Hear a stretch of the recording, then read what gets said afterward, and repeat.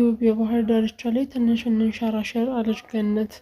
ስንታየው አቦትን ይዞ በጀልባው ላይ ሲንሸራሸርና ሲንሳፈፍ ከማዶ ይታያታል። ደስታውን አልችለውም ሲል ያሬድ መለሰላት። በእንደዚህ አይነቱ የባህር ዳርቻ ላይ እድልና አጋጣሚው እንዲዝናኑ ያጋጥማቸዋል። ሰዎችም የዋና ልብሳቸውን ለብሰው ባዶ እግራቸውን ነው አሸዋው ላይ የሚንሸራሸሩት። ለልዩ ልዩ ህመምን ፈውስ ነው ብለው የሚያስቡትን አሸዋዎች ቆፈር አድርገው አናታቸውን ብቻ በማስቀረት የአሸዋው ውስጥ መላ ሰውነታቸውን ይቀብራሉ።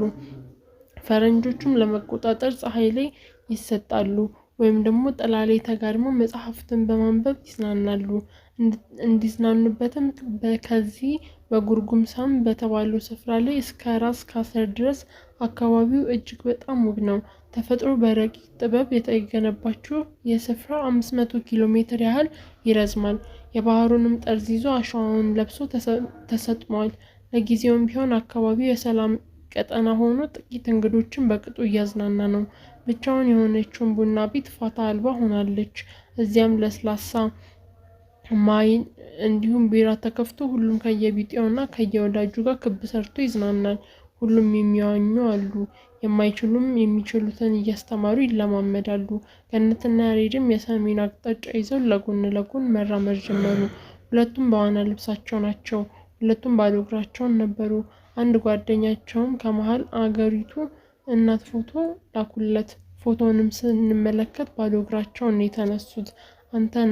አንተ እናትህም ባዶ እግራችንን ነው እንዴ የሚሄዱት ብለው ስንጠይቅም ፋታም ሳይወስድበት ምን አለ መሰለሽ ምን አለ በጓጓ ስሜት ጠየቀችው። የተነሳችውን ባህር ዳርቻ ላይ እየተዝናናች ነው አለ ሲል ገነት ሳቋን ለቀቀችው።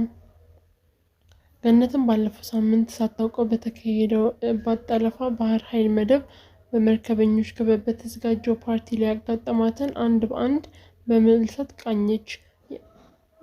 ያሬድን በእርግጥም የስጋ ዘመዷ ነበር የመሰላት። ሁሉም ነገር በጥድፊያ ሲካሄድ ለመጠየቅ እንኳን ፋታ ሳይኖራት በመርከበኞቹ ፓርቲ ላይ ታደመች። ባልጠበቀችውም ሁኔታ የፓርቲው ንግስት ሆና ቀረበች። ይህንን አጋጣሚ በደስታ እንድትሰክር አደረጋት። የካሜራዎቹ ብልሽታ አሁንም በዓይኗ ላይ አለ። ይህ በህልሚውም በእውን ያጋጠማት ብላ ያልገጠመችውን ፈንጠዝያ ውስጧ ከክስተቷ የነበረበትን ሰዓት ቀስ በቀስ ካለፈ በኋላ ሁሉንም ነገር ተረጋግቶና ከ60 ሙዚቀኛ ተደርጎ ዘና በሚሉበት ያሬድ እውቀቱን ነገራት። ደነገጠች። ድንጋጤዋን በደመ ነፍሷ ውስጥ ብዙ አልቆየም። ዘላ ሳብ አደረገችውና ሳመችው። እሱም ባልጠበቀው ሲሳይ ሳይደናገጥ ደስ እያለው አጸፋውን መለሰ። ያለችበትን ሁኔታ ለማወቅ ለዘመዶቿ ስልክ ደወሉ። ስልኩን የሚያነሳው ሐኪም ያሬድ ነበር። ያለችበትንም ስትነግረው ጠርጥሮ እንደነበር አውቶቢስ ፓርቲው ሲጠናቀቅም መምጣት እንደምትችል ነገራት። ተስማማ። ይህም በሕይወቷ ያላሰበችው ተአምር ሌሎች ጓደኞቿን አጋጠመኝ ቢሉ የማታምነው ገጠመኝ ነበር። ውስጧ ፍቅር ጸንሶ ያሬድ ሀጎስን እየወደደችው ነው። ለመሆኑ ሞክሼ በዚህ ድርጊት ተቀይሞኝ ይሆን? አንዴም አላነሳሁለትም። ምን እንዳደረክ አላወቀም። ካንተ ጋር በመዝናናቴ በጣም ደስተኛ ነኝ። ኡፍ አለና ያሬድ በረጅሙ ተነፈሰ። ባህር ዳርም ከፊት ለፊታቸው ይሄድ የነበረውን አንድ ክራፕ የተባለ ፍጥረት አነሳና የለበሰችውን ሼል አውልቆ መልሶ መሬት ላይ ለቀቀው። ክራፑም ራቁቱን ትንሽ ወደፊት ተራመደና አንድ የሞተ ክራፕ ሼል ከፊቱ ሲያገኝ እርሱን ለብሶት ጉዞውን አቀና። ምን እያደረክ ነው? ይሄስ ምን ይባላል ብላ ገነት ጠየቀችው። ይሄ ክራፕ ይባላል አላትና ክራፑን ከአሸዋው ላይ አንስቶ እያሳያት ይህን የጊዜው ክራፕ ወደ ሼሉ ውስጥ እሱን ከተተው። ይሄ አለና ሼሉን እየጠቆማት ልብሱን ራሱ ከጠላት የሚከላከልበት ምሽጉ ነው። አንድ ጠላት ሲከሰትበትም ወደ ሼል ውስጥ እንደ ኤሊ ይገባል። ጠላትም ሲጠራቀምበት ትቶት ይሄዳል። ሼሉም ብዙ ጊዜ ከሁሉም ግን ከሌላው አገልግሎት ይሰጣል።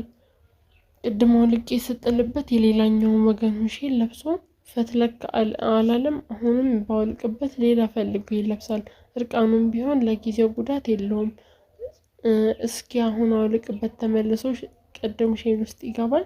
ያለችውን አደረገው። አሸዋውን ላይም ለቀቀው። የበፊቱ ሼል ውስጥ ከፊቱ አደረገለት። ክራፑም እንደተባለው ለበሰና ፈትለክ አለ። አንዴም በሁለት አቅጣጫ ነው እንዴ የምንሄደው አለች ገነት የክራፑን አካሄድ ተመልክታ። የፈለገውን አቅጣጫ ሲራመድ መዞር አያስፈልገውም። አዎ ሳይዞር ቢፈልግም ወደ ሰሜን አሊያም ወደ ደቡብ መጓዝ ይችላል። አሁን ሄጄ ከፊቱ ባደርገው መዞር ሳይሻው ወደ ኋላ ይመለሳል። በደንብ ማንም ጫፉን አይነካውም ማለት ነው። ጠላትማ አለው። ከዚያ ውስጥ አውጥቶ የሚበላው አይደለም። እዚያ ሼል ውስጥ እንዳለ ልክ እንደ ተጠበሰ ድንች ቅርጭም አድርጎ የሚያደርገው ሳኒ ፊሽ የሚባል የአሳ አይነት አለ። ገነት አሁን በገሃድ የምታየውን ዓለም ከልብ ተመሰጠች። ቀይ ባህር ላይ ያፈጠጠች። ከማዶም ባህር የሚሰማው ምንድን ነው? ጠየቀችው ገነት። አንዳች አይነት የመንቦራጨቅ ይሰማል። እኛ እምባቃ እንላቸዋለን። ቃሉ አማርኛ ወይም ትግረኛ እንደሆነ አላቅም። ፈረንጆች ግን ስኩፊሽ ይሏቸዋል። ምናልባትም ለሰው ልጆች ወታደራዊ ሰልፍና ሰልፍንም በታምቡር ማጀብ ያስለመዱት እነዚያ ሰዎች ሳይሆኑ አይቀሩም። አንቺም አሁን እዚህ ሆነሽ ስታያቸው መንቦራጨቅ መሰለሽ እንጂ ጀልባ ላይ ሆነው ቁልቁል ብታያቸው በሰልፍ ሲተረማመሱ ተአምር ነው። አንድ መዛነፍ ሆነ መሳሳት የለም። ዝንፍ የለም። ጠላቶቻቸውስ ብዙም አያጠቋቸውም። ይሄ እኔና ላንቺ እያወራነው እንኳን ወደ ተለመደው ጸጥታ ተመልሰዋል። ተአምር ነው አለች ገነት በመገረም። ሳይለንት ስዊፒንግ በሚል ርዕስ ራሄል ኮንሰርን የተባለችው ደራሲ መጽሐፍ አንብቤያለሁ። እነዚህ መጽሐፍ ውስጥ በአካባቢው ጉዳይ ላይ በስፋትና በጥልቀት በመመራመር በ1960ዎቹ ስራዋና ዓላማን አነጋግሯል። ኮርሰን በመግቢያው ላይ እነዚህ ምዕራብ አካባቢ ላይ በአንድ ወቅት ኮካ በተባለው የተክል ዘር ላይ በሽታ ተነሳ። የዓለማችን ተመራማሪዎችም ስጋት ላይ ወደቁ። የሚደንቀው በቀጣዩ ቀን ተመራማሪዎች ወጥተው ሲያዩ በሽታው ቆሟል። ምን ተፈጠረ ብለው ሲያስተውሉም በሽታው ባለበት እንዲቆም ያደረገው ጉንዳን ነው።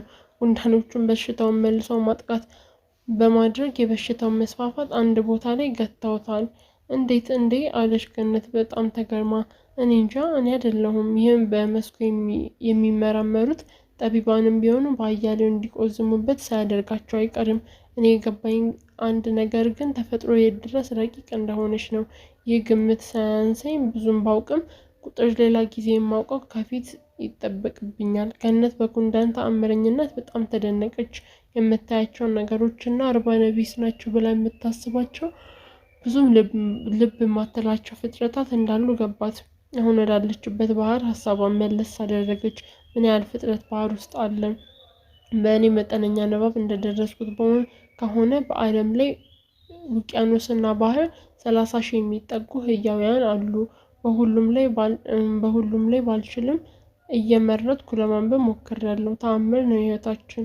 ተመልከች ይህንን አለና አንድ ሼል ከባህሩ ዳር አንስቶ ምንድን ነው ይህ? ኦይስተር ይባላል። ሲፈልግ ወንድ ሲያሻው ደግሞ ሴት የሚሆን ባህሪ ያለው። ምን አለሽ በመደነቅ። በዝርዝር ስለ ኦይስተር አወጋት። የሚደንቅ ነው። ምን መሰለሽ፣ ወደ እርጥበት ይቀየራል። አንድ ኦይስተር ግፋ ቢል እስከ 500,000 እንቁላል ትጥላለች። ተው እንጂ በእውነት አለና የጎንዮሽ እያያት ቁመናዋ በጣም ማራኪ ነው። ሙሉ ቀን መለስ በመረቧ ድምጿን ሲገጽጿት ነበር። ኮራ ያለ ዳሌ፣ ሙትት ያለ አንጀት ከሷ ጋር አድሬ ሲነጋም ልሙት ላፈር አይደለይ የተፈጠርኩት። ዜማው ከጆሮ ላይ አስተጋባ። እሷንም ተመኘ። ልክ ተገናኝተው እንደረካ ድብን ማለቱን በልቡ ተመኘው። ለምትጠይቀው ጥያቄ ተገቢው ምላሽ እየሰጣት በረጅሙ ተጓዙ። ባህር ኃይል ውስጥም በዚህ ረገድ የተጠና የለም። ገነትም ጠየቀች። አይደለም መጠናት ሀሳቡም የለም። አንቺን ልጠይቅሽ፣ በርካታ ርዕሰ ጉዳዮች ላይ አዲስ አበባ ዩኒቨርሲቲ ውስጥ ተማሪና ተመራቂ ጽሁፎችን ይዘጋጃሉ። ከዚያም ይመረቃሉ። ሰላም ገብተው ማህበራዊ ህይወታቸውን ይጋሩታል። የቢሮክራሲያዊ አካልም መሆን እዚያ ውስጥ በሚፈጥረው ውድድር ተፈላጊ ሆኖ ሹም ለመሆንም ይሽቀዳደማሉ እንጂ የእገሌ ጥናት ወደ ተግባር ተተርጉሞ ይህንን አይነት መፍትሄ መጣ ሲባል ሰምተሽ ታውቂያለሽ? እንዲያውም አትታዘበኝና በእኔ እይታ ዩኒቨርሲቲ ፊደላዊ አድርጎ እየፈጠረብን ነው። የእኛ ሰዎችም አበሾችም መሆናቸውን አትንሺ። ከአፌ ላይ ነጥቀሽኝ እንጂ እኔም ባህር ኃይል ውስጥ ከጥቂት በስተቀር ሁሉም ፊደላዊ ናቸው። ማልኮም ኤክስን አንብበሽዋል? የጥቁር ሰብአዊነት መብት ተከራካሪ አይደል? አዎ። ኤክስስ ግለ ታሪኩን ኤክሰስ ሂል ከሚለው ደራሲ የአሜሪካ ባህር ኃይል ጠረፍ ጠባቂ ባልደረባ ከሆነ ሰው ጋር ተዘጋጅቷል። ኤክሰስ ሂልም የተዋጣለት ደራሲ ነው። አይተሽውም እንደሆነ ዘሩት የተባለው ድንቅ ፊልም የጥቁሮችን ስንክሳር የሚተርክ ድርሰቱ ነው። ፊልሙም የኢትዮጵያ ቴሌቪዥን በተከታታይ ሲታይ ያስታውሳለሁ። እኔም ወድጄው እከታተለው ነበር አለች ገነት ወደ ደራሲው እያማረከ። ማልኮም ኤክስን የህይወት ታሪኩን በጥራዥ አብቅቷል። ታሪኩም የአሜሪካውያኖች የህይወት ታሪክ ድርሰት ውስጥ ተጠቃሽ የስራ መልክ ቢኖረው ማልኮም ኤክስ የሀገሩ ምሁራን ምን ይላቸዋል? ብሬን ዎሽድ ፒኤችዲ ሲል ይተቻቸዋል። በቀቀኖች ናቸው። የጋቷቸውን ብቻ ነው የሚያነቡት። ይህንን ነው ለእናንተ እውቀት ማለት እያለ ያጣጥላቸዋል። የእኛዎቹም የእገሌ ሀገር የእገሌ ዩኒቨርሲቲ ግራጁዌት ነኝ ማለቱ ብቻ የሚያኮራቸው ናቸው። ከተማሩትና ከተመረቁት ሰዓት ጀምሮ ትምህርታቸውን እየረሱት ነው። አንድ ሰው ይላል ፒተር ዲሬከር የተባለው በቅርብ ጊዜ ዘመንን የማኔጅመንት ፈላስፋ፣ አንድ ሰው በባለሙያው ተክኖ ከተመረቀ በኋላ ካልተመራመረ፣ ካልሰለጠነ፣ ካልጻፈበትና በተግባር ካላዋለው እውቀቱ በየአመቱ 20% ይረሳል። ልክ 5 አመት ሲሞላው ሙሉ በሙሉ እውቀቱን ረስቶታል ማለት ነው ተብሎ ይታመናል። የእኛ ሰዎችም ምሁራን እንደዚህ ናቸው። ይሁን እንጂ መመረቅ አይደለም የሚባለው። ከተመረቁ ጊዜ ጀምሮ ትምህርታቸውን ቢረሱትም እድልና አጋጣሚ ፈቅዶለት እንደ እነርሱ ዩኒቨርሲቲ ገብቶ ባልተማረው በተገረሙ መልኩ ሲገኝ ሁሉም ቢያንስ ለራሳቸው ምሁራን ናቸው በተገረሙ አለችና ገነት ሳቋን ለቀቀችው። ሌላ ምን ልበላቸው? ተግባራዊ ቢሆን ኖሮ ባለፉት 15 አመታት ሀገራችን ያጋጠማትን አሳር ባልኖረ ነበር። ልብ በኢትዮጵያ ሕዝብ አብዮት 1966 ዓመተ ምህረት ሲፈነዳ ከአዲስ አበባ ዩኒቨርሲቲ ከሌሎች ተቋማት የተመረቁ ባለሙያዎች 10,000 ቢሆኑ 10,000 ብቻ። አዎ ምናልባትም ሩቡን ያህል የዲፕሎማ ፕሮግራም ተመራቂዎች ናቸው። ይህም በተመለከተ በርካታ ጸሐፍትን እማኝነታቸውን ሰጥተዋል። ኢህአፓዎችም እና መኢሶኖችም ይህንን አሃዝ ይስማሙበታል። እርግጠኛ መሆን ከፈለሽ የቀዳማዊ ኃይለ ሥላሴ ንግግሮች ላይ የተጠረዙ 7 መጽሐፍቶች አሉ። ከነዚያ ጥራዞች ውስጥ በየአመቱ የተመረቁ ተማሪዎችን ቁጥር ተመዝግበዋል። ጥራዙንም ፍሬ ከናፍር ይባላል። ሲሞላልሽም ቃኙ። የኤርትራውያንን ቁጥር እዚያ አሃዝ ውስጥ ይጠቀሳል። ተነጥሎም ባይጠቀስም ኤርትራ ላይ አንድ የዚሁ ክፍለ ሀገር ተወላጅ የሆነ ምሁር አጥንቶ ባስቀመጠው አሃዝ በየዘመኑ ከተማሩ ኢትዮጵያውያን ውስጥ አዲስ አበባ ዩኒቨርሲቲ ኮሌጅ 25% ከኤርትራ ክፍለ ሀገር ተወላጆች ናቸው። እንደገናም የኢትዮጵያ ሁለተኛ ደረጃ ትምህርት ቤት ውስጥ አሁንም 25% ከመቶ የሚሆኑት የዚሁ ክፍለ ሀገር ተወላጆች ናቸው። በአጠቃላይ ከኤርትራ የስነ ጥበብ ሚኒስቴር የስኮላርሺፕ ጽህፈት ቤት ኃላፊ የኤርትራ ክፍለ ሀገር ተወላጆች ስለሆኑ የ3 ዲግሪ ወደ ባህር ማዶ ሄዶ ለመማር የእነርሱን ይሁንታ ያስፈልጋል። የእነርሱን መስፈርት አንድ ኤርትራውያን ቢያንስ ለራሱ ትክክል ነው። ይህ ለዘመድ አዝማድ ማድላት ለሀገራችን የተጣለባትን ህመም ነው። በመሆኑም አላዝንበትም። ባይሻገርም አገሪቱ የትምህርት በጀት እጥረት ቢያጋጥማትም የሸዋውና የኤርትራውን ጠላት ግዛቶች በጀት አይነካም ነበር። በ1960ዎቹም አዲስ አበባ ውስጥ እጅግ ሀብታሞች የሆኑ የኤርትራ ክፍለ ሀገር ተወላጆች እንደነበሩ መረጃው አለኝ። ሌላው ደግሞ በህገወጥ ንግድ ፍቃድ ለማግኘት በወቅቱ የውጭ ንግድ ሚኒስቴር የነበሩት ባለስልጣን ፈቃድ እንዲሰጧቸው የተነተኑባቸው ነበር። እነኚህ ሚኒስቴር በዚህ እንዳጣሉት ከጀርባውም ሻዕቢያ እንደነበረበት ደርሰንበታል።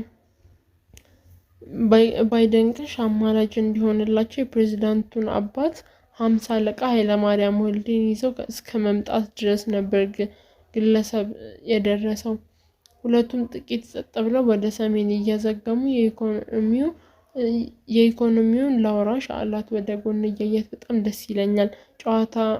ጨዋታውን ወደዋለች። ጨዋታውን በማር ሊያዘው አለችና በትሁት ልሳን እሺ አለና አባባሏን ቀልቡን ሳበው። አንዴ ንባቤ ላይ ያስገረመኝን አባባል እዚህ ላንሳለ።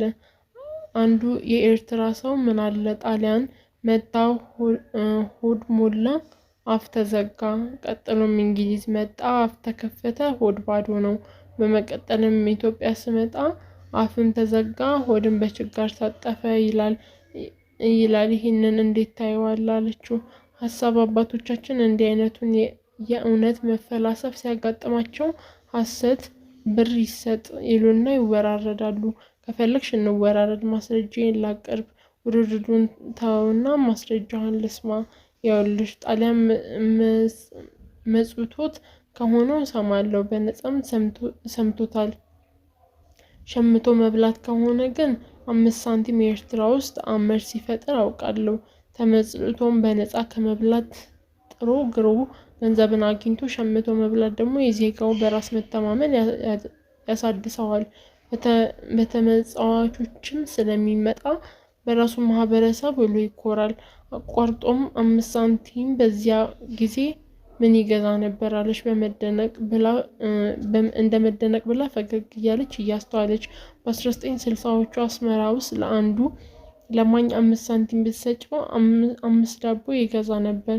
1 ሳንቲም 1 ዳቦ የመግዛት አቅም ነበራት ማለት ነው።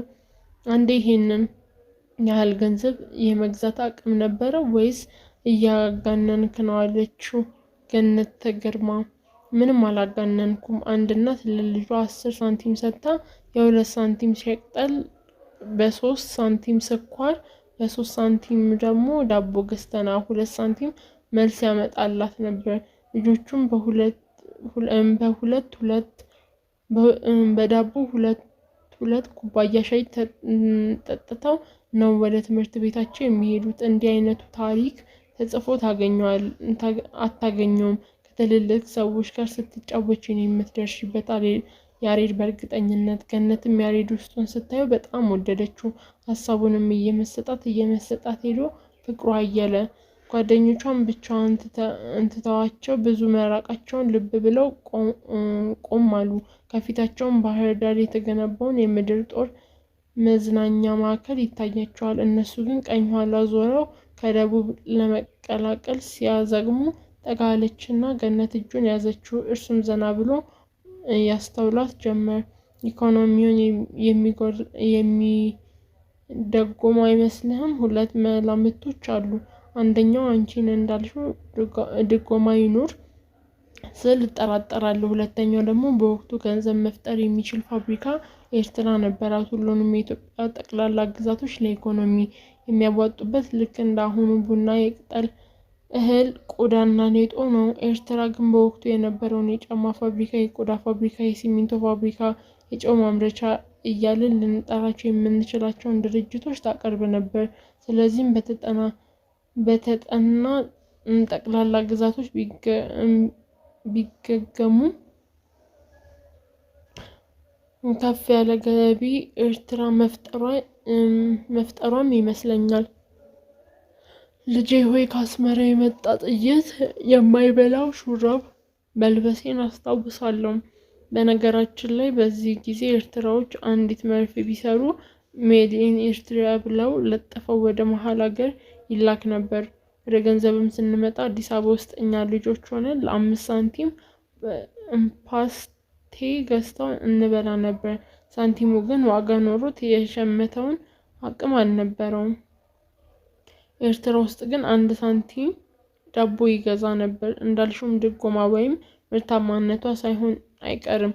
እነዚህን ፋብሪካዎች አሁን አሉ ግን የዘመኑ ቴክኖሎጂዎች ጋር እኩል መራመድ ባለመቻላቸው ብዙዎቹ ያረጁ ይመስሉኛል። በተለይም ምክንያት ተሰናክለው ማምረት ያቆሙትም ይበዛሉ። ያም ሆኖ ግን የእርስ በርስ ጦርነት ኤርትራን ወደ ድህነት ጎትቶ ዘፍቋታል።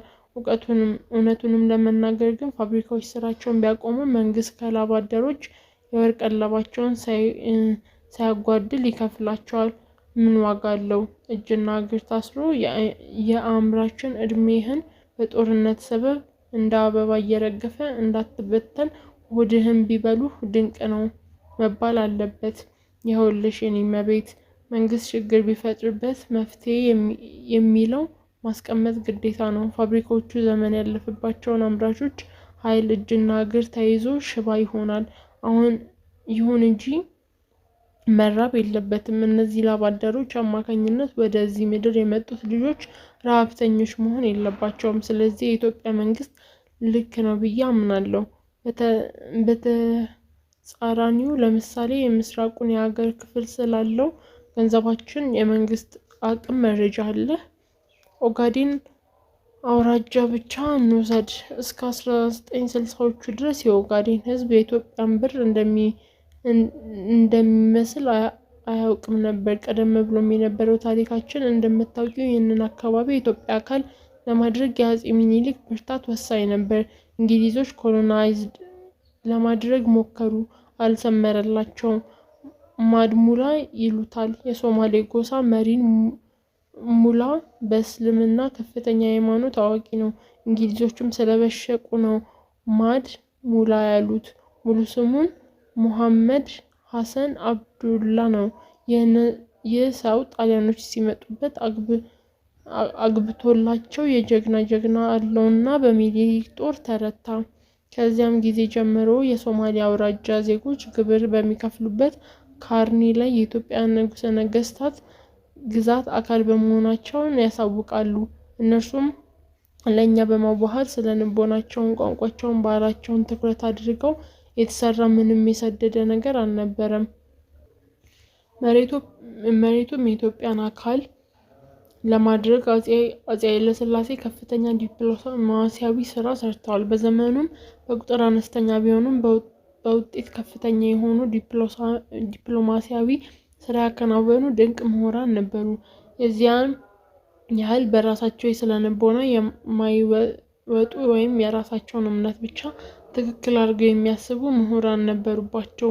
በ1940ዎቹ ፊት አውራሪ አመዴ ለማ በተገኙበት ጎዴ ከተማው ለመቆርቆርም ባለሙያዎች ቅየሳ ያካሂዳሉ። ለቤተ መንግስቱም ለከተማውም እያሉ በባለሙያዎች እየተመሩ ሲንቀሳቀሱ ፈረንሳይ አማካሪ ይህን የህዝብ እስልምና እምነት ተከታይ ነው፣ እነዚህ ፕላን ውስጥ አንድ መስጊድ መካተት አለበት ብሎ ኢትዮጵያን ባለሙያዎች ይነግራቸዋል። እነርሱም ዝም በል ህዝቡም ዘላን ስለሆነ ቀስ በቀስ ክርስትና ይነሳሳል ይሉታል። በሞኝ ሀሳብ ነበር። ይህንን የደገኛው ፖለቲካ ትልቅ ድክመት ነው። ሌላኛው ቢቀር በወቅቱ ሁኔታ አብሯቸው እንዲከወን የተላከውን ወጣት ሙስሊም የፓርላማ አባል አመዴን ለማን ረስተዋል? ይህንን ልብ ያሉት ወጣቱ በዚያን ዘመን ሰሞን ጃንሆይ ድሬዳዋ ሆነው ወደ ይህ ወጣት ምን እንዳለ አጣራና ንገረኝ ብለው ለአመዴ ለማ መልእክት ላኩባቸው። አመዴም ይህንን እውነት ለመልእክተኛው ነገሩት። ጃንሆይ ይህንን መረጃ እንደደረሳቸው በዚያን ሰሞን 90,000 ብር የሚያወጣ መስጂድ በጎዴ እንዲገነባ መፍቀዳቸውን ፊት አውራሪ አመዴ ለማ በሬዲዮ ሰሙ። ዘላን ኢስ ዌይ ኦፍ ላይፍ እንዴት አይገባንም አለች ገነት በጣም ተገርማና አዝና። አፌ ቁርጥ ይበልልሽ። ኢትስ ዘ ዌይ ኦፍ ላይፍ። ይህን የሚገባው የፓርቲው መሪ ነው ያጣው። የሚያሳዝነው በ1969 ዓ.ም የሶማሊያና የኢትዮጵያ መንግስት መካከል የተካሄደው ጦርነት ይህ ህዝብ በሁለቱ አቅጣጫ ተተምትሟል። የሚሊዮኖች የሚቆጠር ህዝብ በዚሁ ጦርነት መዘዝ ተሰዷል። ይህንን ከቁጥር ተከቶ ያሰበውና ያጠናው የመረመረውም የለም። ለኔ ሀገር ማለት ህዝብ ነው። መሪዎች ግን ሀገር የሚሉት መሬቱን ይመስለኛል። ምን አባቱ ይሆናል? ዳር ሀገር ነው በረሃ ነው እያሉ ያጣጥሙታል። ይህንን አስተሳሰብ ነውር የተሞላበት ነው። በግልም ከአንድ ሶማሊያ ጎሳ ቤተሰብ ጋር ተወዳጅቼ ህዝቡን ድንቅ ብሩህና ፈጣን ጭንቅላት እንዳላቸው ደርሼበታለሁ። አንዷንም ላጫውትሽ። እሺ። አንዴ እነዚህን ቤተሰቦች ልጎበኛቸው ሄጄ እናወጋለን። በመሀልም በሚበላና በሚጠጣ ቀረበና ይቺን ቅመሳት የጎሽ ስጋ ነች አሉኝ። ደስ ብሎኝ ቀመስኩት። ጣፈጠኝ። በደንብም መኮምኩትና ስንጫወት አምላክ ይህንን የሚያክል በጥልቀት የሚያይ አካል ፈጥሮ ቆነጃጅትን ያየም አመነዘረ ብሎ ማውገዝ አግባብ አይደለም። እያቸው እስኪ እነዚህን የሶማሌ ቆነጃጅቶች እንዴት ውብ እንደሆኑ አልኩኝ። ጓደኞቼም ከትከት ብሎ ስቀውብኝ ያሬድ አይነ ጥላ ተገፈፈ። አሁን የበላውን የግመል ስጋ ነው አለች ገነት በጣም ደንግጣ እጁን ከእጇ የተጣመረውን ለቃ። ምን ነው እንዴት ይጥማል መሰለሽ? አመጋገብ ላይ የምናወራውን ይኖረናል። አንተ ምንም የማትበላው ነገር የለም ማለት ነው አለች ተገርማ። የሰው ልጅ ጥማቸው የበሉትን ሁሉ ከተስማማቸው ለእኔ ምግቤ ነው። እሺ አለች። የአስመር ፈገግታ ፈገግ ብላ የሶማሌ ሴቶች ቆንጆች ናቸው ስትል ሰማሁ ልበል አለች ፈገግ እንዳለች። ካንቺ አይበልጡም ወራጅ ግን ግር እንዳለው አብረው ሳቁ። እንደገናም እጁን እየያዘች የሀገራችንን የወደፊት ሁኔታ ምን ይታይሃል? የፈለገችውን ርዕሰ ጨዋታ መለሰች። ይህንን እልቂት አንድ ቦታ ላይ ይቆማል። አማጽያኑም የጋራ ቋንቋ ካላቸው ተባብረው አንድ ሀገር ይፈጥሩ ይሆናል። ይህንንም ለማድረግ ግን ከኤርትራ ተወላጆች የፋታ ጊዜ የሚያሻቸው ይመስለኛል። ተነጣጥለው መኖር ወይም ደግሞ ተባብረው አንድ ሀገር መገንባት ያዋጣናል ብለው ለማሰብም የቆይታ ጊዜ ያሻቸዋል። ይህን ጊዜ እንዲመጣ ዳኝነት የሚቀመጠው ጊዜ ነው አለ ያሬድ ያዘችውን የእጅ መዳፏን ከጣቷ ጋር እያቆላለፈው። ጸጥ ብላ ታዳምጠዋለች። በመኖርም በማንበብም ስለ አካባቢ ብዙ እንደሚያውቅ ተገንዝባለች። የጊዜ እንደሚመጣ ዳኝነት የሚቀላጠፈው ጊዜ አለች በሀሳቧ። የኤርትራ ተወላጅ ኢትዮጵያውያንን የሚጠሉ ይመስልሃል? አሁን አዎ፣ የደረሰባቸውን መከራ ስቃይና እልቂት አኳያ ይጠሏታል ብዬ ገምታለሁ። በቅርብ ጊዜያቸውም ብቻ ላውጋሽ፣ ጀብሃ ፈዳይን የሚሏቸው ገዳይ ቡድኖች አጀብሯት የኢትዮጵያዊነት ላይ የሚሰብኩትን ሁሉ እያደነ መግደል ጀመረ። ይህ አካሄድ ያልጣመው ወታደራዊ መንግስት በአንድ ኮሎኔል የሚመራ ገዳይ ቡድን አሰርቶ በአስመራ ቡና ቤቶች፣ ከረምቡላና መዝናኛ ማዕከሎች እየተዘዋወረ ንጹሐን ዜጎችን ረሸነ። በግፉም ሲቀጥል ቆንጆ ሚስት ያለውን ሁሉ እዚህ ኢላማ ውስጥ ይገባ ጀመር። ሀብታም ባለገንዘብም የተገኘበት ተቀሰፈ። ስለዚህ የኤርትራ ክፍለ ሀገር ህዝብ ቢያመርም እውነት አለው። ይህ በመከራና ስቃይ የመላው ኢትዮጵያ መከራና ስቃይ መሆኑን የሚያውቅ አይመስለኝም። ይህ ስቃይ በትግራይ፣ በባሌ፣ በጎጃም እና በሌሎች ሀገሮች አርሶ አደር ላይ ደረሰ መሆኑን አያውቁትም። ድፍን ኢትዮጵያ በእነርሱ ላይ የጨከነባቸው ነው የሚመስላቸው። በዚያ ላይ ፋታ ያሻቸዋል የምለው በነገራችን ላይ የአስመራ ዩኒቨርሲቲ የባህር ላይ ጥናት ምርምር ጥሩ አድርጎ ጀምሮ ነበር። ምሁራን ለጥናት ወደ ምጽዋ ሲመጡ ከአንዳንዶቹ ጋር ወዳጅነት መስርቼ ብዙ ተጫውቼ ነበር። ይሁን እንጂ ይህንን የጥናትና ምርምር መልካም ጅማሮ አልቀጠለም ነበር። ምክንያቱም ጦርነት ነበር። ተመራማሪዎች ወደ መሀል ሀገር ይሄዳሉ፣ ባህሩም እዚህ ይቀራል። እንግዲህ መልካሙ ነገር ተመኝ ካልሽኝ የጥናትና ምርምር የመጪውን ትውልድ የቤት ስራ ይሆናል። የጀርመንን ርዕስ ቁጭ ብሎ የሚበላ የሚያጣጥም ይዘው የሚቆረጥም ነው። ሀሳቡን ግን በጣም ወድጄዋለሁ። አሁን ብንዋኝ ምን ይመስልሃል? እኔ ግን ዋና አልችልም። በአንድ ሰዓት ውስጥ ብቃት ያለሽ ዋናተኛ አደርግሻለሁ። በአግባቡ የምልሽን ወደ ተግባር መተርጎም ነው ካንቺ የሚጠበቀው። አንዴ እዚሁ ጉርጉሳም ከጓደኞቼ ጋር ልንዋኝ መተን እንዋኛለን። ከኛ መካከልም ወንድዬ የምንላት አሪፍ ያራዳ ልጅ አለች። ዋና አትችልም። እኔም አለማመዳት ጀመር። እንዳልኩሽም በአንድ ሰዓት ውስጥ መንሳፈፍ በአግባቡ መዋኘት ቻለች። ከዚያም ያሬድ አለችኝ። ወይ አልኳት። ሳዑዲ አረብ በየት በኩል ነው? ሳውዲ አረቢያ በየት በኩል ነው እንዴ? ምነው ስላት እባክህ ሰዓት ገዝቼ ልምጣ አለችኝ። አብረው ሳቁ። በመላው ዓለም የሚገኙ ባህርና ውቅያኖስ ቢያንስ አንድ ወንዝ ወይም እነሱን ፈሶ ይቀላቀላቸዋል። ለምሳሌ ሜዲትራኒያን ባህር ብንወስድ አባይ ሄዶ ባህሩ ገባሩ ነው። ህንድ ውቅያኖስና ገናሌ ዋቢ ሸበሌም ይቀላቀሉታል። ቀይ ባህር ግን በዙሪያው ግብዓት የሚሆነው ወንዝ የሚያውቀው አንድ ባርኮን ነው። እርሱም ኤርትራ ፈሶ በሱዳን በኩል ቀይ ባህርን ይቀላቀላል። ሌላም ያነበብኩት የለም። ሌላውን ሞቃት በመሆኑ ከፍተኛ ትነት አለው። አካባቢውም ዝናብ አጠር መሆኑን ተጨምሮ በከፍተኛ ደረጃ ጨለማ አድርጎታል። ጨለማውን ባህርና በዋና ለመንሳፈፍ ምቹ ነው። ለምሳሌ አንቺ ጊዮን ሆቴል መዋኘት ገንዳ ላይ ለመለማመድ ቢፈልግ በትንሹ 1 ድፍን ወር ያስፈልግሻል። ንጹህ ውሃ ለማንሳፈፍ አቅሙ ዝቅተኛ ነው። በእጅሽ የምትቀስፊበትን ጊዜ ሲሚንቶ በመግፋት ያህል ያስቸግራል። ቀይ ባህር ደግሞ የዚያን ይልቅ ቀላል ነው። እንጀምራለንና ወደ ባህር ውስጥ ቀስ እያሉ መዝገም ጀመሩ። ጥልቀት አለው ባህር አካልም ድረስ ከገቡ በኋላ እሷም አቆማትና እንድትመለከት ነግሯት እሱን ወደፊት ተወረወረ። ዘለግ ያለ ርቀትም ዋኘ። በዚያም ፍጥነት ወደ እርሷ ተመለሰ። ፍጥነቴን አየሽው? ይህንን ብቃት ለማምጣት በሰዓታት ደክሜያለሁ፣ ግን እግሬና እጄ ተቀናጅተው ይህንን ቅልጥፍና ፈጥረውልኛል ሲል ነገራት። በጣም በጥልቀት መሄድ እችላለሁ። አንቺም ከዚህ ቅልጥፍና ለመድረስ ትምህርቱንና ሀብለን እንጀምር አላት። ጥልቀት አልባው የባህሩን አካል ላይ ልክ ፑሽ አፕ የሚሰራ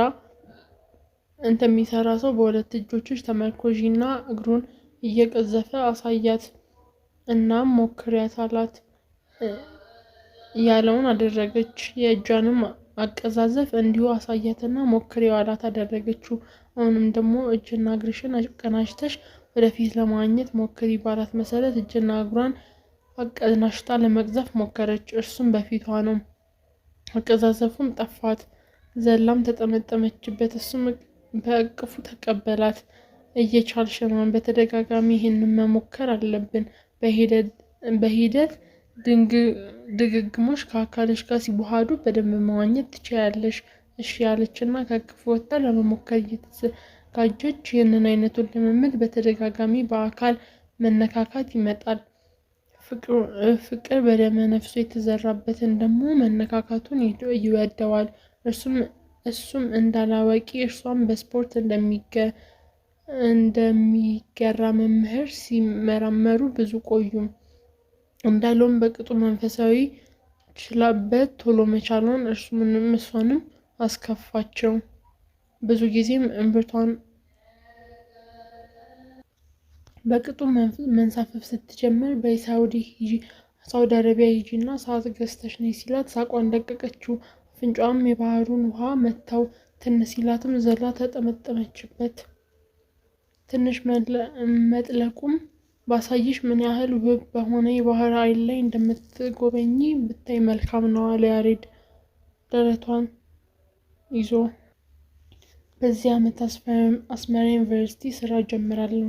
ረዳት ሌክቸር ነው የሚሉት መሆኔ ነው። አንተ ወደ አስመራ ብቅ እያልክ እንድትጠይቀኝ እሻለሁ። ተስፋ አደርጋለሁ አለች። የባህር ውስጥ መነጽሯን ተቀብላ አደረገችና መተንፈሻ ቱቦውን እየጎረሰችው የምትይውን ሁሉ አደርጋለሁ። ልንገርሽ በጣም እየወደድኩሽ ነው። ፈቃድ አግኝቼ ትራንስፖርት ባጣ እንኳን በእግሬ ኳትኜ በመካከላቸው ያለውን 115 ኪሎ ሜትር ፉት ብዬ ጎበኝሻለሁ። እሺ ከዚያስ መጻጻፍ እንችላለን። የተዋጣለን አሪፍ ደብዳቤ ጸሐፊ መሆኔን ጓደኞቼ ይመሰክሩልኛል። አንቺም የምሰጥሽን ምላሽ ታይዋለሽ። ሁሉንም ነገር ጻፍልኝ፣ ፖለቲካውንም፣ ባህሉንም፣ ማዕበሉንም፣ ኑሮውንም በአጠቃላይ ልጋራ ፍላጎቴ ነው። ብዙ ጥያቄዎች አሉኝ ያልተመለሱልኝ። ይህንን ክፍተት አንተ ትሞላዋለህ ብዬ ተስፋ አደርጋለሁ። ያሬድም አሁን አካሉን ንክኪው ስለቀረለት በርዷል።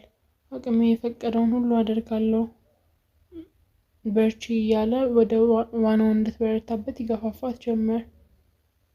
እሺ ያለችና በደረቷ ባህሩ ላይ ተኛች። ጥቂት እግሮቿ ስትንቀሳቀስ መንሳፈፍ ጀመረች። እንዳላትም በቱቦ እየተነፈሰች ቁልቁል አይኖቿን ገለጥ አርጋ ስትመለከት ደንግጣ ቆመች። ምን ነው ቀለማቱ አንተ እንዴት ውብ ናቸው!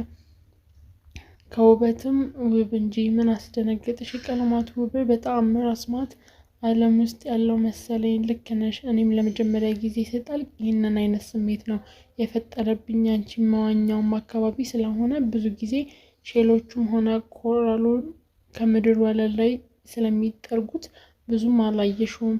እኔ የምኖርበት መደብ ላይ ቢሆን ኖሮ ግን አይኖችሽ ተአምር ቢያዩ በድንጋጤ ክውትኝ ነበር። አሁን ውስጥሽን ስለለመደው ድገሚውና ጥለቂ። በዚያም በህግ አምላክ ተብሎ ራስን የሚከላከሉበት ዓለም በጥቂት እይታ እጹብ ድንቅ ውበትን ትጎናጸፋለች። እሺ አለችና በደረቷ ተኝታ ቁልቁል እያየችው መዋኘት ጀመረች። በዚህ መልኩ ከዚያ ውብ ዓለም ጥቂት በጥቂት እየቀሰመች ስትሄድ ሌሎች ጓደኞቿን እሷን ሆነ እሱን እስከነመፈጠራቸው ረስተዋቸው ነበር። እነዚህም የራሳቸው ዓለም ላይ ናቸው። በራሳቸው ፍስሐ ውስጥ በመሆን አንዱ ለሌላው ጥምረቱን፣ ብቸኝነቱን፣ ፈቃደኝነቱን በአያሌው ሲደሰት ጀንበር ስትጠልቅ ሆነ። መንቀሳቀስም አለብን አለ ስንታየው ወደ እነሱ መጥቶ። ጀንበር ከመጥለቋ በፊት ታንኳውን ቀስፈን ባህር ኃይል መደብ ላይ መድረስ አለባቸው። ከመሸም በኋላ በዚህ አካባቢ ታንኳ ይዞ መቅዘፍ አደጋ እንዳለው መርከበኞቹ ይገባቸዋል። ገነት ያሬድን ፈንጠር አድርጋ ዛሬ ታስፈልገኛለህ። ታንኳዋን ከደረሳችሁ በኋላ ካሌብ ሲኒማ ብትጠብቀኝ ብጠብቀህ አትመጣም። የተፋሽው ምራቅ ሳትደርቅ እደርሳለሁ። እንትፍ አለች አሸዋው ላይ። ሁለቱም ከልባቸው ሳቁ። መሀል ሀገር ውስጥ በአንድ አይነት ስነልቦና ስላደጉ በፍጥነት ነው የተግባቡት። አንዷ ከንፈሯ ላይ ለጊዜው ስንብት፣ ሌሎቹም ወዳጆቹን ተሰናብተው ከጓደኞቻቸው ጋር በፍጥነት ወደ ታንኳ ሄዱ። መቅዘፍም ጀመሩ። ተፈቃቃሪዎቹ መካከል ቋንቋ ንግግር ምን ያህል ምንም አይነት እንባ የለውም። ፍቅር እያንዳንዷን እንቅስቃሴ አሳምራ ትገልጻለችና አንዱ ለሁሉም ሁሉም ደግሞ ለአንዱ የፈጠሩት እስኪመስል ድረስ በህብረት ተደሰቱ። ሁሉም እንቅስቃሴውን በቅርብ ርቀት የሚያስተውለው በየዕለቱ ሚሊዮን ብር እየተለማመደበት እልፍ አላፍ ጀግናን የሚወድቅበትን በሺህ የሚቆጠር ወንድ ልጅ አምላክ አምሽክ የሚልበትን የኤርትራ ምድር አይመስልም ነበር። ገነት አስገዶም አጋዲ ሲኒማ ካሌብ ካፍቴሪያ ተቀምጣ ያሬድ ሀጎስን እየጠበቀችው ነበር። ባለፈው ሳምንት እዚያው ፊት ለፊት የሚታየው አደባባይ ላይ ነው አነ ሁሉሎ ይዞ በመሄድ ያልጠበቀችውን አለባበስ መንገድ የምሽቱን ንግስት ያደረጋት። ሳምንት ሙሉ አብሰለሰለች፣ አልቻለችም፣ ወደዋለች። እውነቱን ለመናገር እንዳየችው ነው ልቧ ተርክክ ብሎ በፍቅር የወደቀው። ዛሬ ደግሞ